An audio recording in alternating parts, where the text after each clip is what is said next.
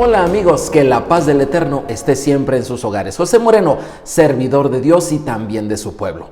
En esta ocasión estaremos viendo la porción número 11 de la Torá, que lleva en hebreo por nombre Vayegash, que significa y se acercó. Más en esta ocasión yo le he llamado José se da a conocer a sus hermanos, tomado de ahí del mismo texto.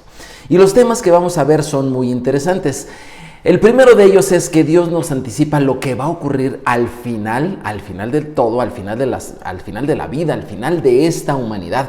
No lo dice desde el principio. El otro tema es que la casa de Judá al final comprenderá y aceptará, reconocerá al Salvador, al Mesías. La casa de Israel, el tercero de los temas, aprenderá por qué ha gozado de esta salvación todo este tiempo. Y finalmente, el último de los temas, un tema práctico, ayuda a otros a ver sus errores. ¿Tú crees que esto te puede ayudar entre tus amigos, tus familiares, no sé, alguna relación rota que tengas por ahí? Quédate conmigo y aprendamos juntos de la palabra del Señor.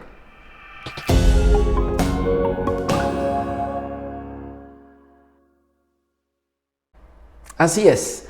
El tema de hoy, como te dije, José se da a conocer a sus hermanos. El tema familiar en la Escritura es un tema muy importante, no solamente a nivel mundial, a nivel global, con las familias que representamos las diferentes etnias en este mundo, sino también en lo particular en tu familia y en la mía.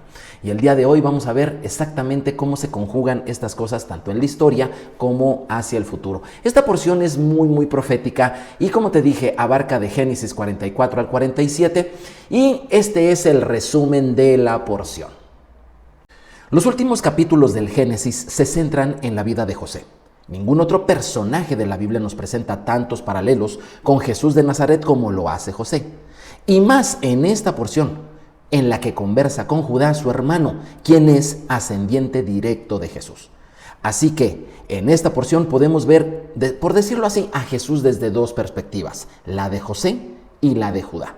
Tras 22 años de haber desaparecido José, es la máxima autoridad en Egipto, solo por debajo del faraón. Y también es el Salvador, pues solo él tiene alimento para todos. Los hermanos de José han acudido a él por trigo y se han encontrado con él en varias ocasiones sin reconocerlo aún. Ahora, estando presente Benjamín, el hermano menor y hermano directo y completo de José, José decide poner a prueba a sus hermanos. Él quiere darse a conocer a ellos, no sin antes ver si ellos se han arrepentido de lo que hicieron en el pasado. Es entonces cuando Judá se acerca, de ahí la palabra Vayegash.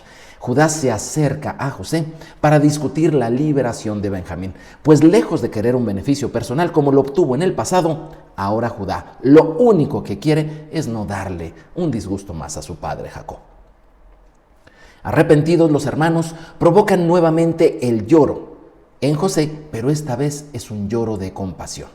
Es entonces cuando José se da a conocer a ellos con amor y perdón y les dice: soy José, mi padre aún vive. Esta es parte del resumen de esta porción, una porción que por donde quiera que la veas tiene una riqueza de enseñanza, tanto en lo particular para ti, también en lo comunitario para tu familia, pero también a nivel mundial, en quiénes somos, cuál es nuestra identidad en todo ese concierto de naciones que hay en el mundo. Como te dije, el primero de los temas es que Dios nos presenta lo que va a ocurrir al final desde el principio. Vamos a ver el texto. Génesis 44, los versículos 18 y posteriormente 33 y 34. La escritura dice así: entonces Judá se acercó a él y dijo: ay, Señor mío, te ruego que permitas que hable tu siervo una palabra en oídos de mi Señor, y no se encienda tu enojo contra tu siervo, pues tú eres como Faraón. Ahí está hablando Judá. Y vamos a ver qué le dijo en esencia. Versículos 33 y 34. Te ruego, por tanto, que quede ahora tu siervo en lugar del joven, por siervo de mi Señor, y que el joven vaya con sus hermanos. Porque ¿cómo volveré yo a mi padre sin el joven? No podré, por no ver el mal que sobrevendrá a mi padre. Y dijo José a sus hermanos: yo soy José, ¿vive aún mi padre? Y sus hermanos no pudieron responderle porque estaban turbados delante de él. Entonces dijo José a sus hermanos: acercaos ahora a mí. Y ellos se acercaron. Y él dijo: yo soy José, vuestro hermano, el que vendisteis para Egipto. Ahora pues, no os entristezcáis, ni os pese de haberme vendido acá, porque para preservación de vida me envió Dios delante de vosotros. Qué impresionante momento de la Escritura. De hecho, es uno de los momentos que a mí, a su servidor, les parece más emotivo de toda la Escritura. Y es que encierra tanto. Es como cuando tú puedes ver una semilla, ¿verdad?, de un árbol. Imagínate un árbol grande, gigantesco, frondoso, pero que tú puedas llegar a ver su semilla. En esa semilla está encapsulado, está encriptado, por decirlo de alguna manera más moderna, está encapsulado todo el potencial en que se va a convertir esa semilla en un árbol gigantesco lleno de ramas, de hojas, de fruto, hermoso a la vista, vaya, hasta fotografiable. Así es este pasaje que nos presenta encapsulado todo lo que ha sucedido en la historia de la humanidad, principalmente con Jesús. Y es que Dios desde el principio nos revela lo que va a ocurrir en toda la historia, ¿sí?, y hasta el final. Esto nos ayuda mucho a tener una confianza plena en Dios, porque si tú piensas que Dios está haciendo pequeños arreglos o que tiene un plan B o que a ver cómo le sale y que improvisa por aquí, que le arregla por allá, no. Dios tiene planteada la historia de la humanidad y eso te incluye a ti, tu historia, y no se le escapa absolutamente nada. Si sientes que por algunos momentos tu vida se ha ido a la deriva, quiero decirte que tienes pastor en Jesús, tienes pastor en Dios. Él es tu pastor y nada te faltará. Pero respecto a que Dios hace o nos muestra en la Biblia las cosas desde el principio, tú los puedes ver ahí en Isaías capítulo 46, es más que claro, donde nos dice que Dios hace las cosas, nos muestra las cosas que van a suceder al final, lo hace desde el principio.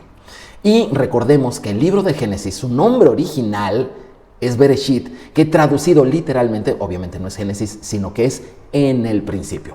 Así que cuando vemos en Génesis y particularmente en esta historia, en este pasaje, nosotros podemos ver lo que va a pasar con la llamada casa de Judá, ¿sí?, que vamos a ver quiénes son ellos, la casa de Israel, y lo que va a ocurrir al final de los tiempos respecto de estos hermanos. Judá se acerca a José en un diálogo y nuevamente estas dos personas, estos dos personajes, forman la parte central del plan de Dios. Ambos representan al Mesías, solo que José es representado por un buey y simboliza al Mesías que sufre, en tanto que Judá es representado por un león y él simboliza al Mesías que reina. No es que existan dos Mesías, no es que existan dos salvadores del mundo, existe uno solo. Lo que pasa es de que se presenta a la humanidad en dos etapas, en dos facetas. Es decir, como tú lo conoces, en primera y segunda venida del Mesías, pero es el mismo. Lo que pasa es que en una de ellas se presenta como José, como el siervo que sufre, que es arrancado de su familia, que es llevado a otra, presentado con otra identidad, ¿verdad? Aunque su identidad no cambia, es presentado con otra identidad, pero que él salva al mundo. Y en cambio, en su faceta de Judá, el Mesías regresará, esto no tarda, regresará como un león para lograr ese engranaje, esa reconciliación entre los hermanos y finalmente gobernar. Pero estos personajes, Judá y José, nos presentan al Mesías, ¿verdad?, a Jesús. Nos presentan no solamente en sus dos etapas y no solamente en sus dos propósitos, ¿sí?, sino que también nos presentan en la identidad de dos pueblos. ¿A qué me refiero? La palabra del Señor nos habla de dos casas, la casa de Judá y la casa de José. La casa de Judá son aquellos judíos creyentes, ¿sí? Ellos son la casa de Judá, y que son literalmente las dos tribus que sí regresaron del cautiverio de Babilonia. En tanto que la casa de José o la casa de Efraín son los gentiles creyentes, o también se le llama la casa de Israel, y son las 10 tribus que no regresaron del cautiverio en Asiria y que fueron dispersados y asimilados por todo el mundo. Para ellos también hay un mensaje puntual y el pasaje de José y sus hermanos nos revelan cuál es el rumbo que debe de llevar cada una de estas dos casas. Tú perteneces a una de ellas, así que revisa bien cuál es tu papel apuntando hacia el final de los tiempos. La primera, la casa de Judá. Aquellos creyentes, sí, los cuales gozan de un amplio y ancestral conocimiento de las Escrituras, a quien el Mesías se les reveló la primera vez que vino. Tú puedes ver ahí en el libro de los Hechos, desde el capítulo 1 hasta el capítulo 11, no vas a encontrar los llamados cristianos, que es lo que se nos ha pretendido enseñar aquí en Occidente, sino lo que vas a ver es a la casa de Judá, es decir, a judíos seguidores de Yeshua, un rabino del primer siglo. Ellos conociendo las Escrituras, sabiendo que Él era, por lo que decían las Escrituras, el Mesías, ellos fueron los que lo siguieron. Sin embargo, después de la resurrección de Jesús, hubo un detalle interesante. A partir de entonces, el Mesías les fue ocultado, no lo podían ver. La Escritura da prueba de ello. Por ejemplo, María Magdalena no pudo reconocerlo, tampoco los caminantes a Emaús o los discípulos en una ocasión que regresan de pescar. Tampoco lo pudo reconocer el apóstol Pablo, quien lo perseguía pensando hacer un servicio a Dios. A todos ellos, así como José le dijo a sus hermanos, así Jesús les tuvo que decir a todos estos judíos: soy yo, Yeshua, soy yo, Jesús. Él les tuvo que decir porque simple y sencillamente no los veían. La salvación, mis amados, comenzó allí en la tierra de Israel entre los judíos. Y la casa de Judá, ellos, los que te comento, deberán de ser no solamente los primeros, sino, cerrando el ciclo, deberán de ser los últimos en reconocer al Mesías. Esto, afortunadamente, está siendo cada vez más frecuente. Han habido muchos esfuerzos por parte de la cristiandad para evangelizar a los judíos. Sin embargo, estos esfuerzos, pues obviamente ya estaba predicho en las Escrituras que no iban a funcionar mucho, porque es Jesús personalmente el que se les revela y les dice: soy yo, soy tu hermano. Esto, como te digo, está ocurriendo gracias al Señor, inclusive en las comunidades ortodoxas más formales y más estrictas en el judaísmo. Yeshua se les está revelando, así como José se les reveló a sus hermanos. Es muy interesante que veamos que la reconciliación entre los hermanos es algo que debe de suceder y no el distanciamiento entre los pueblos. Me llama mucho la atención qué va a ocurrir a partir del 20 de enero de este año, cuando empiecen a funcionar esas políticas que van a separar, por ejemplo, en este caso que te menciono, a familias mexicoamericanas, es decir, los Estados Unidos y México. Hay ahí en la franja fronteriza de estos dos países, prácticamente de estos dos países hermanos, hay familias entrelazadas, y las políticas de migración duras y estrictas, lejos de ayudar a la reconciliación y a la concordia, lo que van a hacer son separar familias. ¿De qué lado estás tú? ¿Del lado del amor, del lado de la reconciliación, o estás del lado del resentimiento? José, el soñador, José quiso ponerse del lado del amor, del arrepentimiento y también del lado de la reconciliación. Sin embargo, José lo que hizo con sus hermanos fue probarlos. Él los probaba porque él tenía que ver si en verdad ellos se habían arrepentido. La casa de Judá finalmente, al final de los tiempos, reconocerá al Mesías, como Jesús lo dijo en Mateo 23:39. Porque os digo que desde ahora no me veréis hasta que digáis: bendito el que viene en el nombre del Señor. Ese gran yo soy para Israel está próximo. Te invito a que ores por nuestros hermanos de la casa de Judá y que ores para que el Mesías, para que Mashiach les sea revelado a cada vez más personas. Esto obviamente es una señal del final de los tiempos. Pero ahora vamos a ver a la casa de José, o también llamada la casa de Israel, que son aquellos creyentes en Dios que no se identifican como judíos, son aquellos que han perdido su identidad hebrea. Sin embargo, la palabra de Dios nos enseña que hay un solo pueblo de Dios. No hay muchos, no hay varios, hay uno solo y su nombre es Israel. Así es. Solamente que hay personas creyentes en el Dios de la Biblia que, como te digo, no se identifican como judíos. Sin embargo, estos son la famosa casa de Israel, gente dispersada por todo el mundo. No es que exista otro pueblo. El mundo ha tenido un salvador, así como Egipto, en tiempos de José, tuvo a un salvador hebreo. Es tiempo de que ese Salvador hebreo, al cual lo han vestido como egipcio, le han puesto un nombre egipcio y han pensado que es egipcio, es necesario que en la casa de José, en la casa de Israel, ¿sí?, sea conocido tal como es. Ese Salvador es hebreo, habla hebreo, enseña la Torá en hebreo y efectivamente es el Salvador del mundo. En una ocasión, ese Salvador del mundo le habló a una mujer samaritana, es decir, una mujer que tenía, sí, el conocimiento del Dios eterno de las Escrituras, pero mezclado con otras Escrituras. Y curiosamente, en esa ocasión, este joven hebreo, ¿sí?, le dijo esto a la mujer samaritana. Juan 4:22. Vosotros adoráis lo que no sabéis, nosotros adoramos lo que sabemos, porque la salvación viene de los judíos. Qué interesante que así como José en su tiempo fue arrancado de su familia hebrea y llevado a Egipto, que representa al mundo entero, y allí ser de gran bendición y salvación, de la misma manera Jesús de Nazaret fue en su identidad arrancado de su identidad hebrea y presentado al mundo como si no lo fuera. Es más, con un hombre que no es hebreo, pero que allí, en medio de las naciones, Jesús de Nazaret ha sido de gran salvación.